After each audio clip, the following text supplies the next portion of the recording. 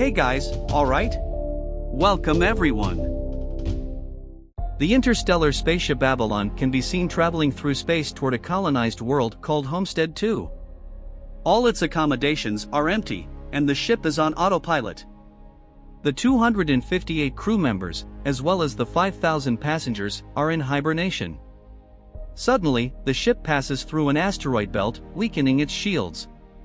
Power is diverted to the main shield, but the ship is on a collision course with a giant asteroid. Suddenly, the asteroid collides with the ship, causing multiple failures. The ship begins to self-repair, but one of the hibernation pods is activated. The awakened passenger is Jim Preston, a mechanical engineer. His pod opens, and an automated system assists in his awakening, informing him that he has been in suspended animation for 120 years and that the ship is only 4 months away from Homestead 2. He is told that he can spend this time enjoying the luxurious aspects of the ship. Jim receives instructions on his ID bracelet, his cabin, and the main activities he should participate in before arrival on the planet. Excited and nervous to meet people on the ship, he prepares, leaves his cabin, and enters an automated classroom intended for a whole group of learners. Jim seems a bit anxious as the hologram explains the situation on Earth, calling it overpopulated, expensive, and overvalued. He is instructed to save his questions for the end of the class, but Jim keeps asking why he's the only one there. He realizes the hologram can't answer him and goes to look for other people. He arrives at the ship's main hall. No one is there either, but an automated information desk offers assistance. Jim asks to speak to a real person and is sent to speak with a steward, but when he finds that no one is there either, he asks to speak with the captain. When he reaches the bridge, even though he has no access to enter, he sees that none of the key crew members are awake either. Jim eventually goes to the observation deck, where he discovers that the ship is actually 90 years away from Homestead 2. He realizes he woke up too early, so he rushes back to the hall and sends a message back to Earth asking what he should do because he doesn't know how to go back into hibernation. The communication system informs him that the high-cost link to Earth would take approximately 55 years to receive a response. Jim is devastated. He walks through the spacecraft and finds the ship's bar, where he sees another person. While talking to the bartender, something seems strange about him. When he goes to get a drink for himself, Jim realizes that he is an android. He introduces himself as Arthur. Jim wants to find out more information from him, but he can't even explain how it's possible for him to be there ahead of time. Jim wakes up in his cabin the next day and goes to the cafeteria, where he quickly realizes that most items on the menu are reserved for gold-class passengers only. He grabs his plain coffee and tries to figure out how to fix his hibernation pod. After obtaining all the tools, he manages to get it to work and lies inside the capsule. But nothing happens. He then decides to use the tools he found to access the crew's hibernation pods. This also doesn't work. Small malfunctions occur around the ship. Jim keeps going back to the bar to drink, but mostly to talk to Arthur. The android gives him some advice that convinces him to break into one of the gold class rooms and try to enjoy himself on the ship. Jim tries all the restaurants, games, and entertainment system. But over time, he becomes even more miserable about being alone. One day, he gets drunk and wanders into the hibernation pods, ending up in a compartment where he sees spacewalk suits. Jim puts on a suit and goes to the airlock, activates a lever, and then the button to open the airlock. Once outside the ship, he is mesmerized by the view. He is the only conscious person experiencing that moment in time. Jim releases the magnets on his boots and floats in space, feeling devastated. He returns inside, takes off the suit, but goes back to the airlock without it, intending to do something to himself. He pulls the lever, ready to end it all, but changes his mind at the last moment, then runs back inside and trips over a bottle. Jim gets up and is immediately drawn to a beautiful woman in one of the pods named Aurora. He searches her files in the directory and listens to her interview as a passenger, becoming enchanted by her. Later, he is seen sitting next to Aurora's pod, still listening to her interview. Back at the bar, he is reading some of Aurora's work and talks to Arthur about her. He becomes obsessed with the irony of his situation, going to another planet in search of a better life, waking up early and never getting there, and finding the perfect woman, only for her to be out of reach. Jim keeps thinking about her and starts thinking about waking her up too. He discusses this with the android, but he doesn't understand the dilemma. If he woke her up for his own benefit, he would be trapping her there with him, to die on the spaceship. Jim initially decides not to do this, but over time, he can't bring himself to give up. Until one day he changes his mind. He goes to her cocoon and manages to activate it. While she wakes up and goes through the same process as him, he hides and returns to her room. A little later, he goes to the main hall, hoping to meet her. And there she is, just as confused as he was a year ago. Jim tells her that they are the only ones awake and takes her to the observatory. Then he tells her that he can access neither the crew nor the spacecraft's controls. Aurora is scared and wants to go back to her cocoon. When they get there, Jim explains that there is no special equipment on the spacecraft that can help them return to hibernation, telling her that they are trapped. They return to the hallway, and he says she should rest, since she just came out of hibernation. She pities him for being alone on the spaceship for over a year. Jim returns to the bar, feeling sorry for what he did. He asks Arthur not to tell Aurora that he was the one who woke her up. The next day, Aurora wakes up.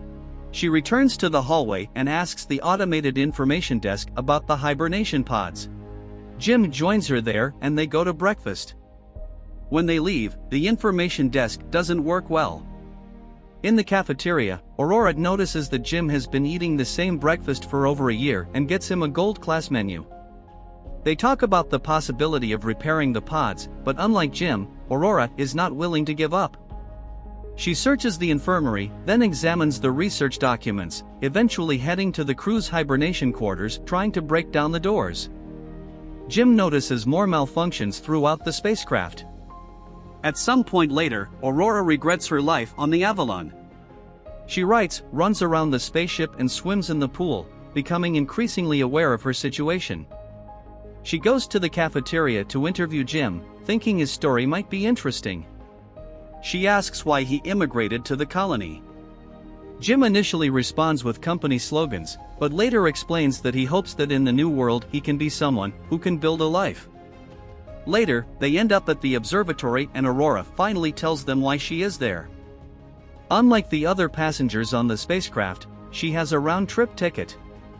Her idea was to go to Homestead 2, live there for a year, and return to Earth to become the first journalist to do so, writing the biggest story of all time. Aurora slowly gives up on finding a way to fix the current situation, and Jim finds a way to cheer her up.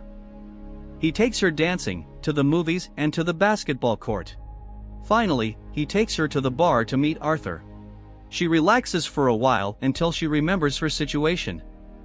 Jim is left alone with the android, feeling terrible about what he did to her. The next moment, he is seen fiddling with something, and the next moment, Aurora enters the observatory and finds a miniature Chrysler building that he made for her. Sometime later, they go out on a date at the bar. They have dinner and share stories about their lives. She tells him that her father died when she was a teenager. After dinner, Jim takes Aurora to the airlock and they change into spacewalking suits. They go on a spacewalk together. Jim finally has someone to share this magnificent experience with. Jim releases the magnets from his boots and they float together in space. They go back inside and immediately kiss, go to his room and sleep together. Soon after, they begin to live as a couple. Aurora moves into her cabin and writes about her life on the spacecraft. They run together, eat together, sleep together. Jim explores the spacecraft further and finds the hydroponic bay. He brings flowers to Aurora. One day, the spacecraft passes a red giant and they go to the observatory to see it. It's Aurora's birthday, so later that night they celebrate at one of the spacecraft many restaurants and then at the bar. Jim goes to the bathroom and prepares the ring he made for Aurora, while she stays at the bar talking to Arthur. The android tells Aurora that Jim woke her up on purpose, not knowing that he still needed to keep it a secret. Suddenly, Jim returns, and she confronts him in complete disbelief about what he did, then storms out of the bar. When Jim returns to his room, he notices that Aurora is gone. He finds her in the cafeteria the next day, but the moment he speaks, she runs away. In her desperation, one night, she goes to Jim's room, punches him in the face, and kicks him as well, wanting to kill him, but she doesn't go through with it. Later, speaking to her through the intercom because she continues to avoid him, Jim tries to apologize and explain his actions to her. He tells her that he fell in love with her, but Aurora doesn't care. She cannot forgive him for taking her life. One night, while Jim is in his room, another malfunction occurs. The spacecraft experiences a critical error, and the main control shuts down. Later, he enters the elevator, and it malfunctions.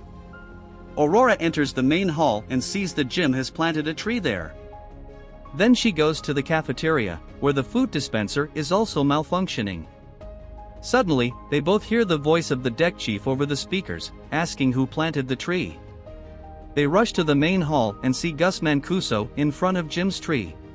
They introduce themselves and tell the chief about the situation. He doesn't understand how 3 pods could fail. Mancuso takes them to the bridge and discovers that something is wrong with the spacecraft, but the information in the systems needs to be manually verified. When they leave the bridge, a robot almost falls on their heads, and the two inform Mancuso that failures have been occurring all over the spacecraft more frequently. He says that shouldn't be happening, while showing them how to collect the data. Mancuso checks the pods when Jim joins him there. He has found out what happened to Aurora's pod. The deck chief finds what Jim did terrible. Later, he is on the bridge checking the collected data when Aurora joins him. They talk about what happened to her pod, but he tells her that there's nothing he can do about it. Jim comes in with the 16th broken robot. Mancuso is experiencing hibernation sickness, so he goes to rest, but as he leaves, he coughs up blood.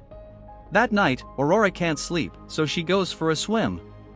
Suddenly, there is a loss of gravity throughout the spacecraft, and she starts to drown as the pool water moves with her. The gravity system is restarted just in time to prevent her from drowning. The two meet up and go to find Mancuso. The 3 are back on the bridge, slowly figuring out what's happening with the spacecraft. Mancuso discovers that something happened 2 years ago, causing a critical system failure. They need to find and fix what caused the failure because the whole spacecraft is trying to compensate. If they don't fix it, the spacecraft will drift. They go to search for the problem, but Mancuso faints, so Jim and Aurora take him to the infirmary. He is dying, and there are no treatments that can stop or prolong the time he is left. Sometime later, the 3 are in the observatory, and Mancuso gives Jim his identification bracelet, tells them to fix the spacecraft, and immediately dies. Suddenly, the lights change to an alarming red, and the spacecraft starts shaking. Jim tells Aurora that he needs her help, and they rush toward the engineering section, but there is another failure in the gravity unit.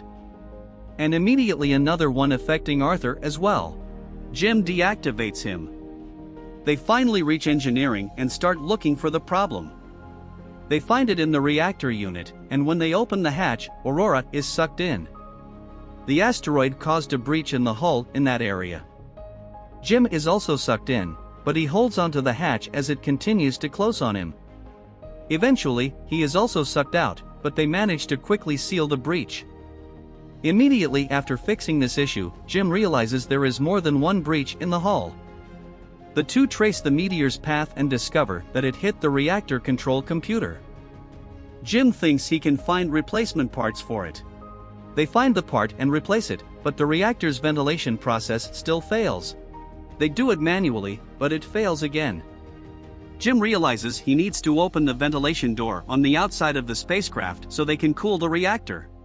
The two go to the airlock, and as he prepares to go out, he gives Aurora Mancuso's bracelet because he may not come back.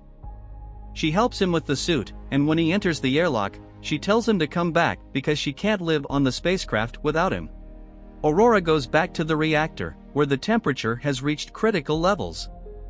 A reactor screw hits her as Jim approaches the outside ventilation duct hatch and sees the door. The temperature rises in the reactor room as Jim tries to maneuver around the duct door to open it. He soon realizes that he will have to hold the door manually so the reactor can be ventilated and tells this to Aurora. She doesn't like the plan, but Jim goes through with it and tells her they have to save the other people, so with that purpose in mind, Aurora activates the reactor ventilation. The process is successful, but the reactor gases push Jim away and break his safety cord. The pressure in his suit is also dropping. He tells Aurora what happened, and she moves as quickly as she can to get another suit and bring it back. He apologizes to her again. She puts on a suit and flies to get him, but her safety cord is too short. She is pulled back, but she suddenly grabs his safety cord and manages to pull him back. Aurora drags Jim to the infirmary, only to find that he is already dead. She uses Mancuso's bracelet to override the medical protocols and revive him. The medical capsule automatically does the job and revives Jim. Aurora, happy to have him back, hugs and kisses him. Later, with the entire spacecraft in good working order, Aurora fixes the android Arthur, and they give Mancuso a proper space burial. Jim takes Aurora to the infirmary and tells her he has found a way to use the medical capsule as a hibernation pod. He tells her to enter the capsule and spend the rest of the journey inside. However, Aurora refuses and decides to stay with him, awake on the spacecraft, and live together until the end of the journey. Jim finally proposes to her, and they live out their lives on the spacecraft. 88 years later, the Avalon arrives at Homestead 2. All of the crew wakes up and finds the spacecraft in a very unexpected state, with a large natural garden and even animals there. Aurora has left them a voice message, recounting the story of her and Jim's life on the spacecraft while everyone else was asleep.